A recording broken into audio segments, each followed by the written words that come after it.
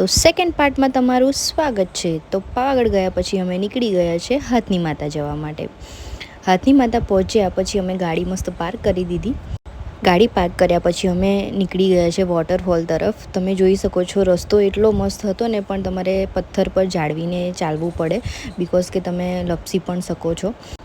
અમે છેક વોટરફોલ આગળ નહોતા ગયા, કારણ કે અમે બચ્ચાઓને પણ લઈને ગયા હતા, એટલે આ લોકોને લઈને જવું થોડું ટફ હતું।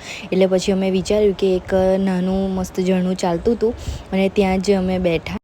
મારા છોકરાઓને લાગ્યું કે આ નાનું સ્વિમિંગ પુલ જેવું છે, એટલે ત્યાં એ લોકો નહાયા, આખા પલળી ગયા હતા। એટલી બધી મજા કરી છે ને એ લોકોએ, મને તો મારું બચપન યાદ આવી ગયું।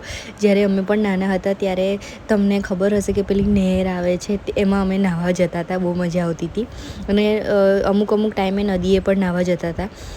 તો મને મારું બચપન યાદ આવી ગયું, અને પણ અમે લોકો નહોતા પલળ્યા, બિકોઝ કે મજા આવે એવું લાગતું નહોતું। નાના છોકરાઓને મજા આવે, પણ આપણને થોડું ઓકવર્ડ લાગે। પછી બચ્ચાઓને કપડાં ચેન્જ કરાવી દીધા અને પછી અમે નીકળી ગયા છે જન હનુમાન તરફ। ઈચ્છા હતી નહોતી ખબર નહીં, પણ ભગવાનનો હુકમ થયો જન હનુમાન જવાનો, એટલે અમે ત્યાં પહોંચી ગયા। રસ્તો બહુ જ સરસ હતો, આજુબાજુ બધી મસ્ત ગ્રીનરી ને બધું મસ્ત હતું। અને પછી અમે ગાડી પાર્ક કરીને દર્શન કરવા માટે નીકળી ગયા। ત્યાં આગળ ફોન અલાઉડ નથી, પણ મેં ધીરે રહીને મસ્ત ભગવાનને કેપ્ચર કરી લીધા। અને ત્યાં મસ્ત નાના નાના મંકી હતા, મારા ભોલું જેવા। કહેવામાં આવે છે કે અહીંયા પાંડવોના વનવાસ દરમિયાન દ્રૌપદીને તરસ લાગતા અર્જુને બાણ મારીને આ કૂવાનું નિર્માણ કર્યું હતું।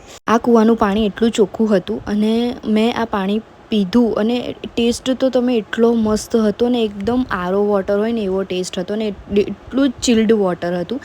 પછી અમે ત્યાંથી નીકળી ગયા ભીમની ઘંટી જોવા માટે।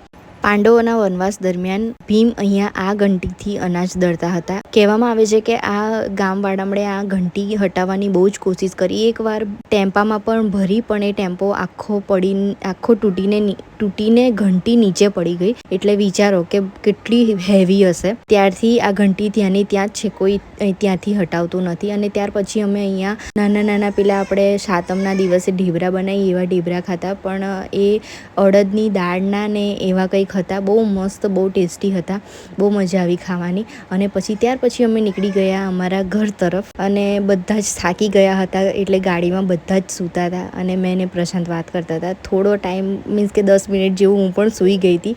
પછી અમને પાવાગઢ જોવા મળ્યું, એટલું ને એટલું જ ધુમ્મસવાળું ને એટલું મસ્ત પાવાગઢ ત્યાં સાંજના ટાઈમ પણ દેખાતું હતું ને। અને દૂરથી માતાજીના ફરી દર્શન કરીને આવી ગયા અમે ઘરે। તો અમારા બંને પાર્ટ જો તમને સારા લાગ્યા હોય તો લાઈક, શેર ને સબસ્ક્રાઈબ કરી લેજો। Bye bye.